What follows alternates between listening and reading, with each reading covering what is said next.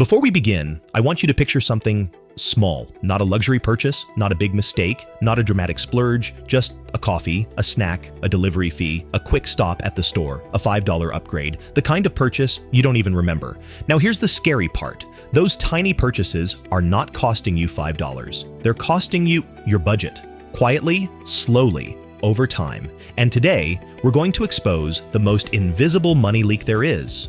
Small, daily spending, why it feels harmless, why your brain barely notices it, and how it can destroy your budget without you ever feeling like you overspent. Because once you see the pattern, you stop fighting your money and you start controlling it.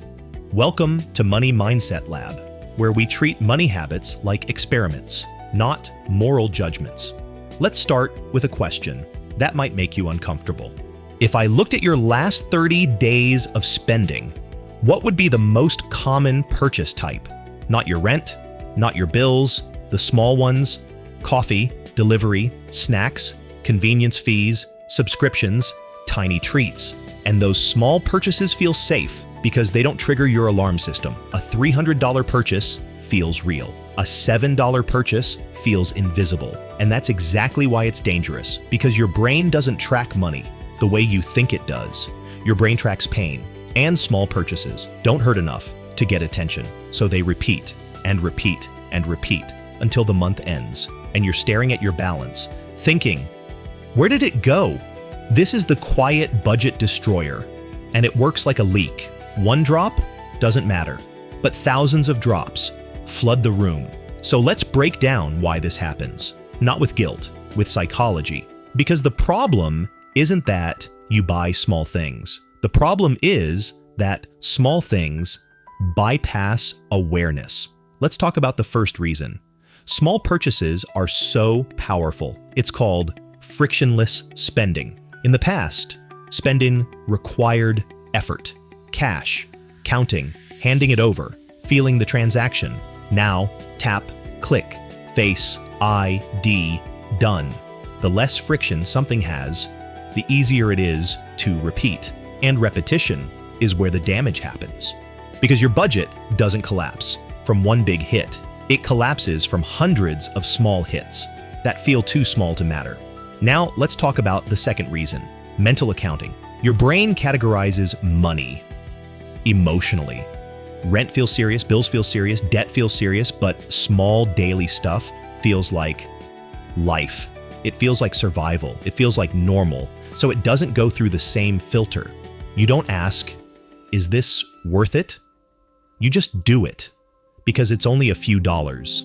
But only a few dollars is a trap phrase because the unit that matters is not the purchase. It's the frequency. Frequency is what builds a habit, and habits are what build your financial results. So let's run a quick experiment. I want you to think of one small purchase you make often. Coffee or delivery or snacks or ride shares or little convenience buys.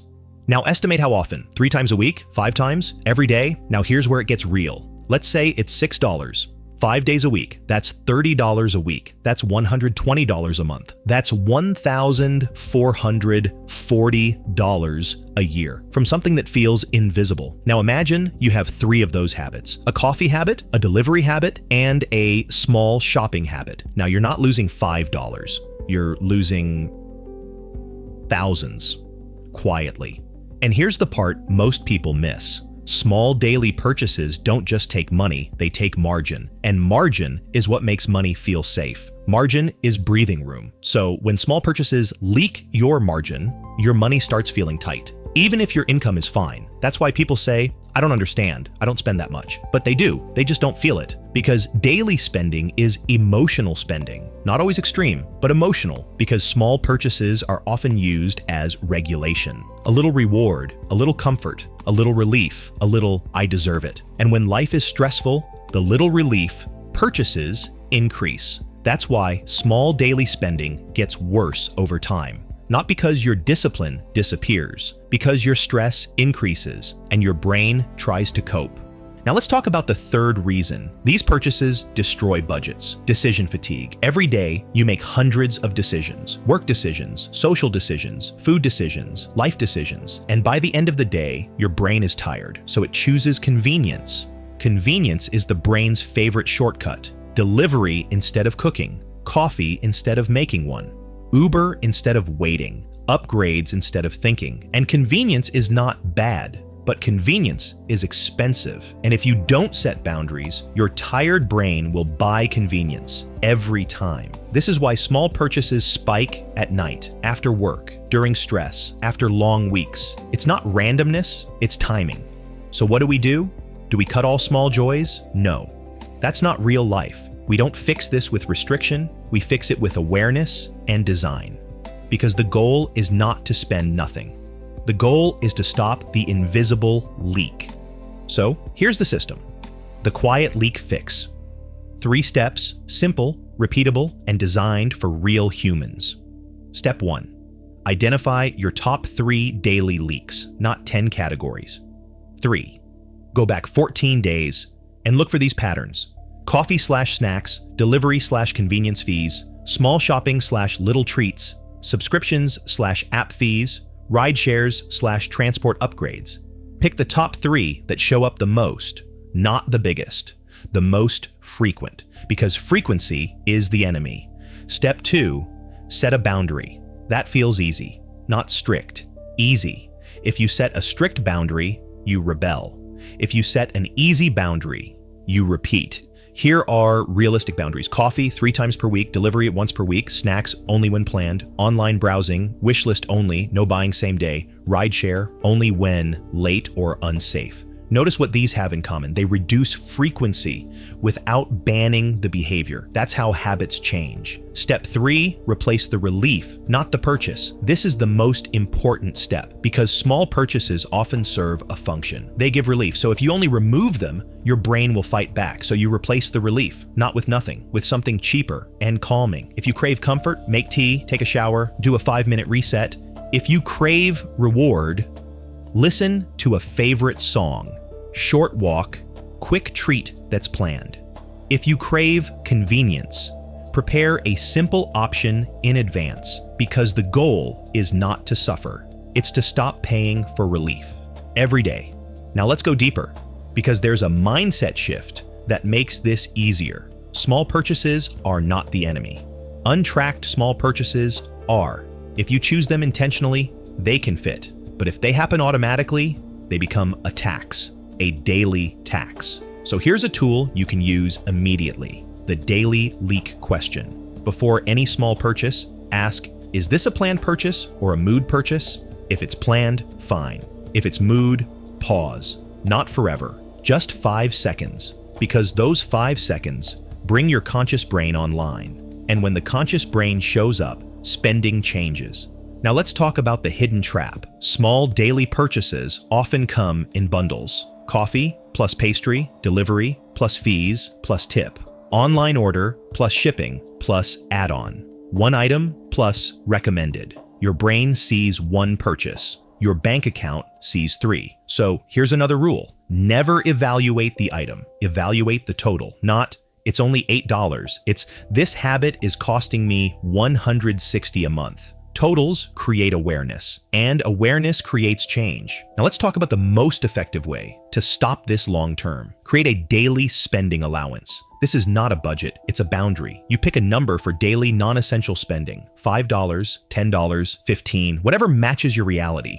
And that number becomes your daily guardrail. If you spend it on coffee, fine. If you spend it on snacks, fine. But when it's done, it's done.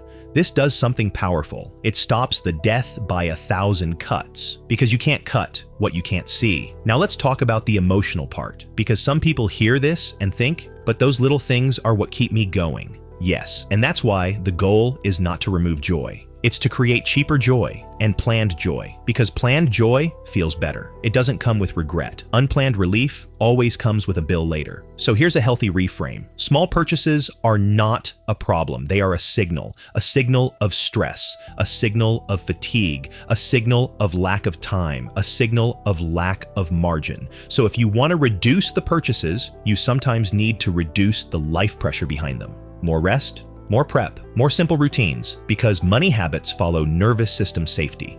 Now let's make it practical with a simple 7-day experiment. For the next 7 days, do 2 things. 1, track your small purchases, only, not everything, only the small daily ones. Coffee, delivery, snacks, fees. 2, choose 1 leak and reduce frequency by just 1. If you do coffee 5 times, do 4. If you do delivery 3 times, do 2. That's it. No perfection. Just 1 reduction. At the end of the week, check 2 things, your balance and your stress. Most people are shocked, not because they became perfect, but because 1 tiny change creates space. And space is what makes money feel good. Now let's close with the most important line in this whole video. Big financial change is usually built from small daily choices, but only when they're conscious. The quiet destroyer is not coffee. It's automatic spending without awareness. So here's your challenge. Today, pick 1 daily purchase you make, so without thinking. 1, and decide, is this planned or is this relief? Then design a boundary you can actually repeat, because repeated boundaries create repeated results, and repeated results create wealth. If this video helped you, subscribe to Money Mindset Lab. Every week, we break down money psychology and build habits that actually stick, and comment 1 word, leak, because once you see the leak, you can stop it. And finally, let your budget breathe. See you in the next one.